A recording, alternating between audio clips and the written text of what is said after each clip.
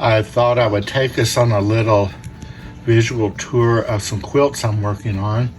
This one will be the Eastern Black Bear quilt. Here he is with cherries. That one was actually a printed fabric. I haven't done any of the others with printed fabric. These are all embroidered. I thought the green background of that quilt will make it look like the eastern forests. I love the colors of the berries and the flowers on the black bear's body. Then I want to go out to the plains and do buffalo. I love buffalo. Here you can see all the prairie flowers and grasses growing where the buffalo feeds. Then I want to do a quilt for Indian ponies. Here's a, what do they call it? Painted pony? And it has colors like that. That was actually the fabric, was painted pony fabric. Most of them are beaded and embroidered. There's a little Indian ponies. This is some of the ribbons and beading that I work from here. Now let's go over to the sunroom where I have laid out what I'm working on here with the polar bear quilt. Stars in the night sky and snowfall. There's a plaid ribbon, kind of holiday looking, winter looking. Blue beading, blue star ribbon around his neck. This one has fun embroidery of green Christmas boughs with little jingle bells. Did you know they made jingle bells that little? Embroidered snowflakes in ice blue. I started out making him go in the other direction but changed my mind. Green, grosgrain ribbon with little gold jingle bells. Embroidered greenery boughs again with little silver beads, bugle beads. More of the Scotch plaid ribbon with the greenery bough and jingle bells. A pretty pink ribbon with gold dots stamped on it. There's red grosgrain ribbon with a single jingle bell and a greenery bough. Greenery boughs. This is a special silver ribbon. I really love it. Silver ribbon, very metallic like, with silver jingle bells and gold beads for the snow. A pink glitter ribbon with pearlescent beading. This is a fantastic one here. That silver ribbon again with all the colored jingle bells and a gold trim around his outline. More bugle beads. See how they reflect? And this one's wild. The silver ribbon that I like so much with red jingle bells. Okay, let's step back into my living room space where we can see some that I've shown before that I'm still working on here. This is the silk ribbon flowers. I think it was from the Victorian era, but it was mostly a French art form. This background is silk. The beading is silk French knots. And I had the feeling that this all silk top and bottom quilt would be suitable for a queen's bed. Here we have a quilt I'm making for a special spiritual lady who passed away, and these are swatches of her clothing that she had made by the tailors in India over the years living there. And she was famous for growing a rose garden.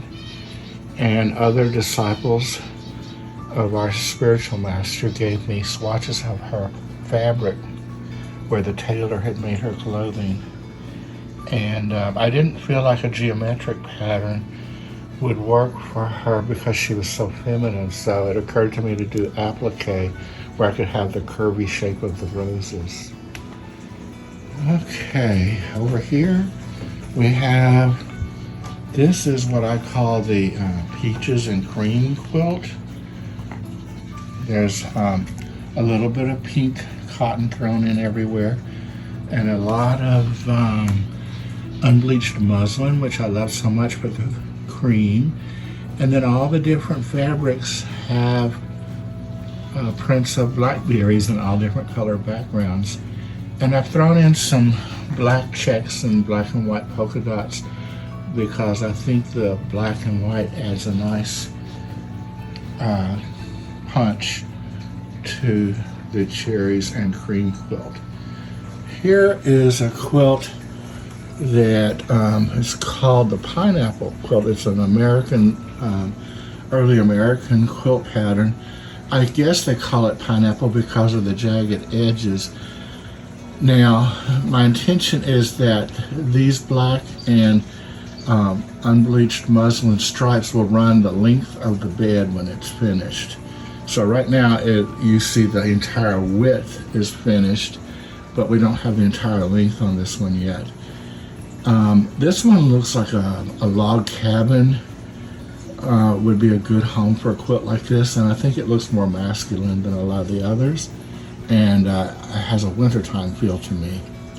I leave these quilts out hanging in front of my television while I'm working because I can gaze at them and contemplate them while I'm working on other quilts. This one is a springtime quilt with a mint or a moss green background and roses and flower patterns with a little bit of black and white stripe and black and white polka dots thrown in for that extra kick or delineation. There's some crushed satin right there. Very feminine quilt, very springtime. This is called the log cabin pattern for those of you who know quilting. That fabric right there is tone on tone with a satin finish and a brushed finish. Okay, let's go back into my bedroom where there's other quilts that I'm working on we can look at.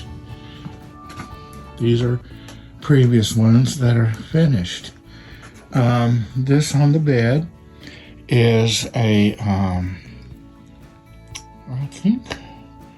I can't remember if that was the log cabin pattern. Maybe it was.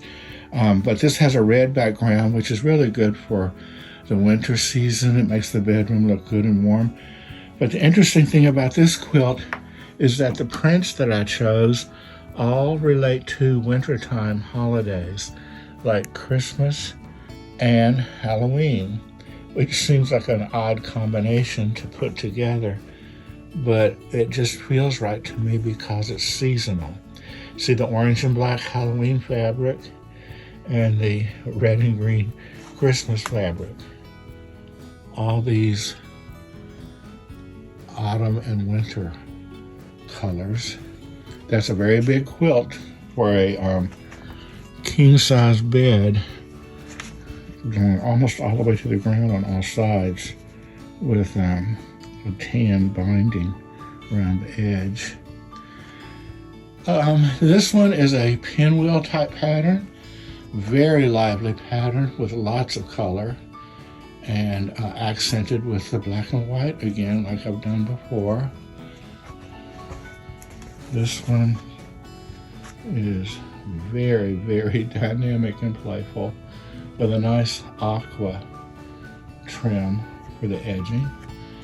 And I think this is the last one over here that we haven't looked at yet. This doesn't count about a dozen that I have in storage that I did years ago. This is like a little boy's quilt with Scottie dogs. And I got all different kinds of silhouettes of Scottie dogs. And I put them on a young childlike polka dot pattern background, but all the backgrounds are different pastel colors, like baby colors. And then the little squares in between them are pastel baby colors. And grosgrain ribbon for the bow on the Scottie dogs. All different funny poses. And then this fabric in between that you see right there is unbleached muslin, which I love so much because it has a deconstructed look. So you can see all the border is in unbleached muslin. Kind of like, reminds me of when I grew up in the 1950s with mom's cotton baby diapers hanging on the clothesline. This one has a nice aqua binding for the border. So there you have the Scottie dog quilt. So that's the ones I'm working on at the moment, and a few of the ones that I finished earlier. And I thank you guys for watching, and I'll talk with you later.